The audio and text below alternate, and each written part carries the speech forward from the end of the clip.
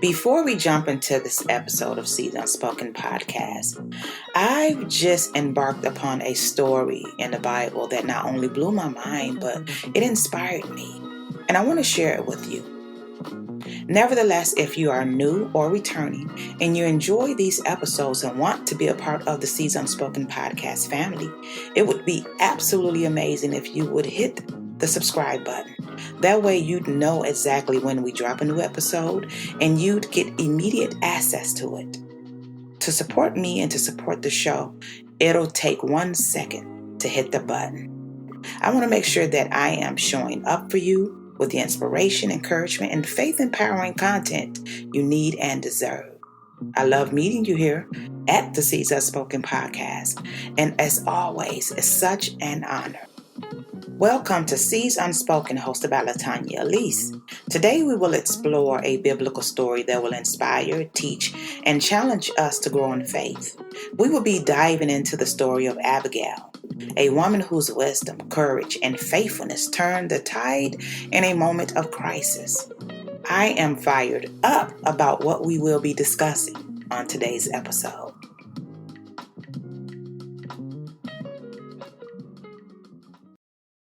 What if I told you that one woman's wisdom not only saved an entire household from destruction, but also altered the course of history? Abigail's story is one of the most overlooked yet powerful accounts in the Bible. Her quick thinking, courage, and grace preserved lives and placed her in the lineage of royalty. But there's more to her story than you've ever heard. Stay with me as we uncover details that will leave you in awe. And before we dive in, be sure to subscribe so you don't miss more eye-opening Bible stories that reveal God's hand at work in unexpected ways. Abigail, the woman behind the name, a name that means the Father's joy. In ancient Hebrew culture, names carry deep significance. They often reflect a person's character or destiny. But despite the beauty of her name, Abigail's life was far from joyful, at least in the beginning. She was a woman of remarkable intelligence, wisdom, and beauty. Yet she found herself bound to a husband who was her complete opposite. The Bible describes Abigail as intelligent and beautiful in 1 Samuel 25:3, but her husband, Nabal, was known for being harsh and evil in his dealings. He was a wealthy man with large flocks of sheep and goats, yet he lacked the one thing that mattered most: wisdom. Nabal's name itself tells us everything we need to know about his character. In Hebrew, Nabal means fool. Imagine being named something that literally defines recklessness and stubbornness. But this wasn't just an unfortunate label. Nabal lived up to his name, arrogant, selfish, and completely blind to the consequences of his actions. He was a man destined for disaster. Abigail, on the other hand, was a woman of discernment. She wasn't just outwardly beautiful. She possessed an inner strength and wisdom that set her apart. But how did a woman like Abigail end up with a man like Nabal? In biblical times, marriages were often arranged, especially among wealthy families. It's highly likely that Abigail had no choice in the matter. Women were considered part of their family's economic and social standing, and marriages were typically made of alliances rather than love. Perhaps her father, seeing Nabal's wealth, thought he was securing his daughter's future. Little did he know that he was marrying her into a life of misery. But here's what's fascinating. Nowhere in Scripture do we find Abigail complaining. There's no mentioning of her cursing her faith, no evidence of bitterness. Instead, we see a woman who, despite being trapped in a difficult marriage, carried herself with dignity, managed her household wisely, and became known for her understanding. And soon her wisdom would be put to the ultimate test. Now, Nabal's wealth was vast, 3,000 sheep, 1,000 goats, and during the time of shearing, his fortune would increase even more. In those days, sheep shearing was like a harvest festival, a time of celebration and generosity. It was common practice for landowners to share their prosperity, especially with those who had contributed to their success. At this time, David and his men were living as fugitives. but they had been protecting Nabal's shepherds from raiders and wild animals. Without their silent protection, Nabal's flocks could have been stolen or slaughtered. It was an unspoken agreement. David's men provided security, and in return they expected kindness. So when David sent 10 of his men to humbly request provisions, it wasn't a demand, it was a reasonable expectation. The message was respectful. Peace be to you, and peace be to your house, and peace be to all that you have. David wasn't asking for riches, only food and drink to sustain his men. But Nabal, true to his nature, responded with mockery and insult. He sneered, "Who is David? Who is the son of Jesse?" His words were not just disrespectful, they were dangerous. By pretending not to know David, Nabal dismissed the very man whom Israel had already begun to recognize as God's anointed future king. Then, in the height of his arrogance, Nabal accused David of being a mere runaway servant. This was a fatal mistake. He had not only denied David's rightful claim to honor, but he had also publicly humiliated him. When David's men returned with Nabal's message, David's patience snapped. This was not just an insult, it was an outright challenge. With fury consuming him, David didn't hesitate. Every man strapped on his sword. With 400 men armed and ready, David set out to wipe out Nabal and every male in his household. Nabal, of course, had no idea what he had done. He had spoken recklessly and then returned to his feast, indulging in wine and excess as if nothing had happened. But while he remained oblivious, danger loomed just beyond the hills. Now, a single servant, recognizing what was about to unfold, ran to the one person who had the wisdom to act, Abigail. Time was running out. Abigail knew that by morning, their home would be nothing more than ashes and bloodstains.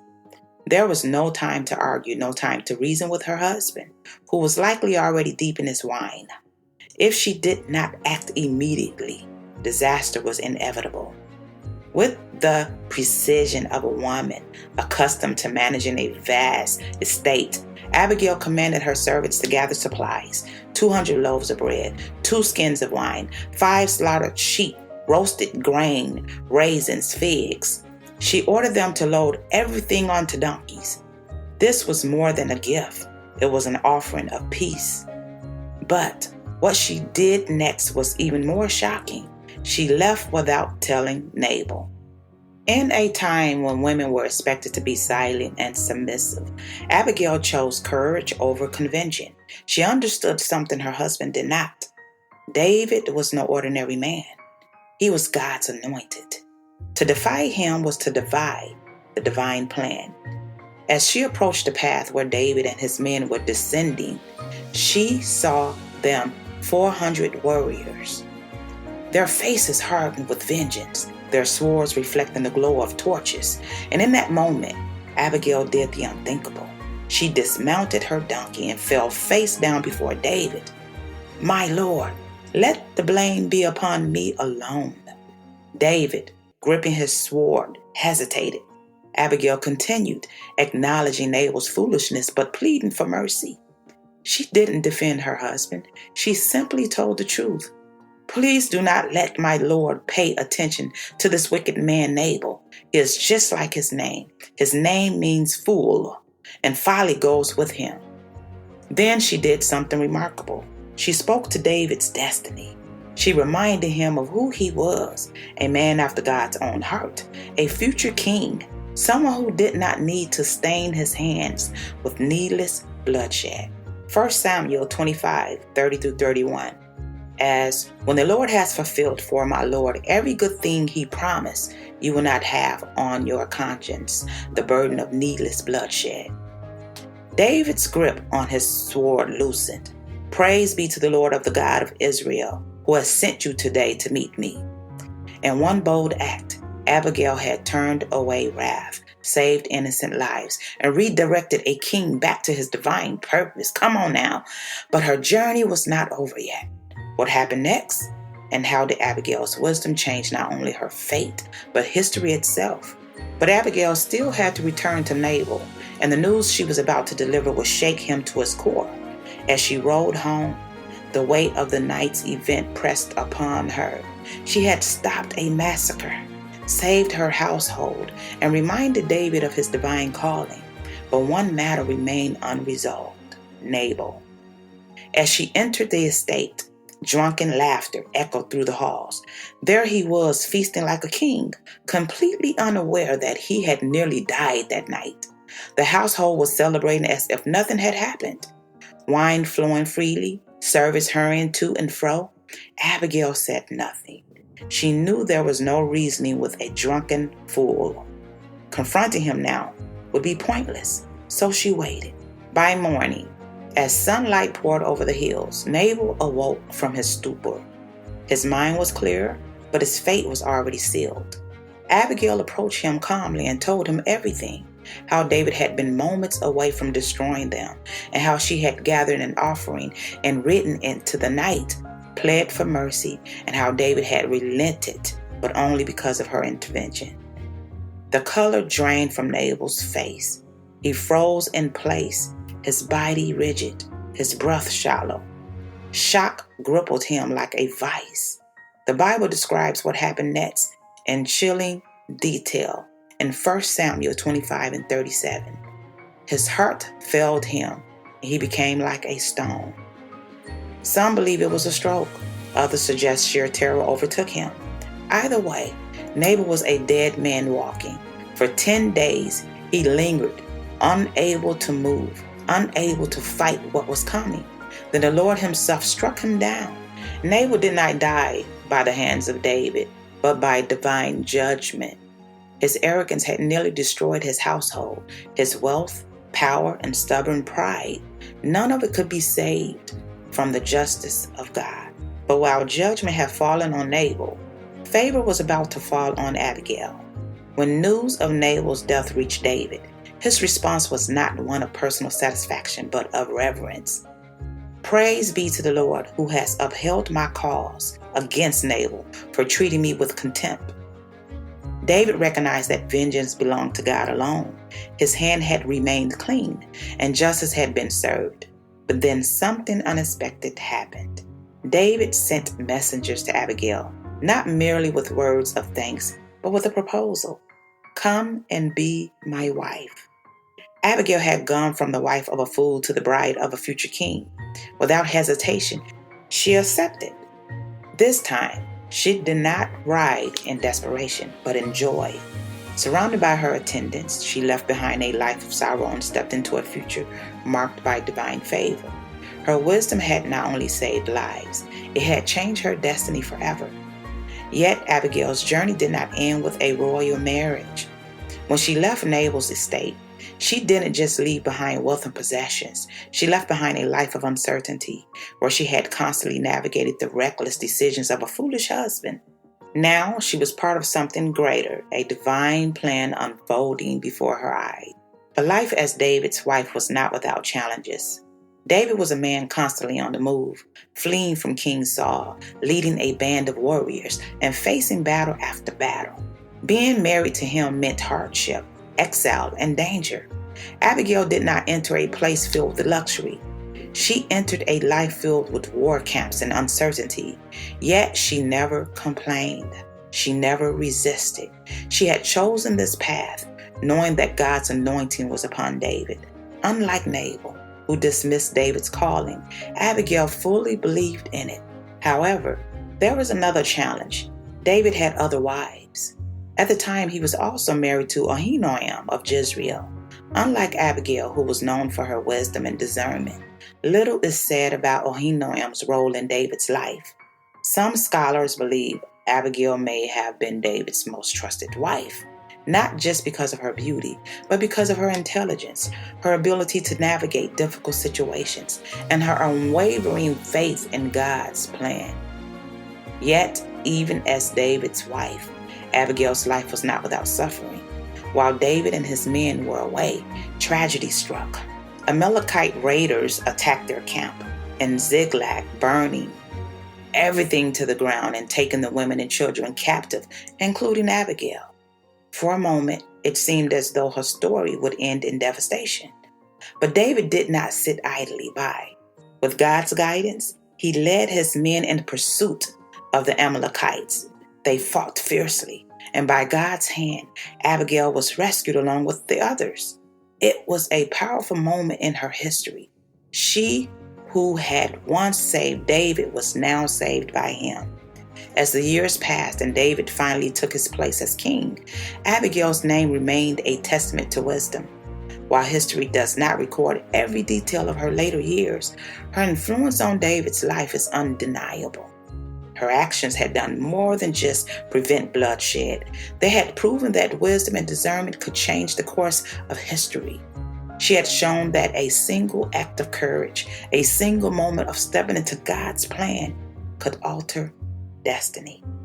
Abigail's story is often overshadowed by the well-known figures in David's life: Goliath, Bathsheba, Saul, Jonathan. Yet her impact was just as profound. She used wisdom. She acted swiftly and wisely, preventing disaster.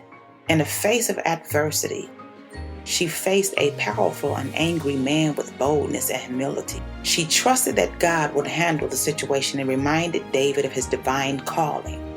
There was faith in God's plan. Her actions reflected Jesus' teachings about peacemakers. She was not just a wise woman. She was a woman of action, a woman of faith, a woman who knew how to hear God's voice and act accordingly. To this day, her name is remembered as a symbol of wisdom, humility, and courage.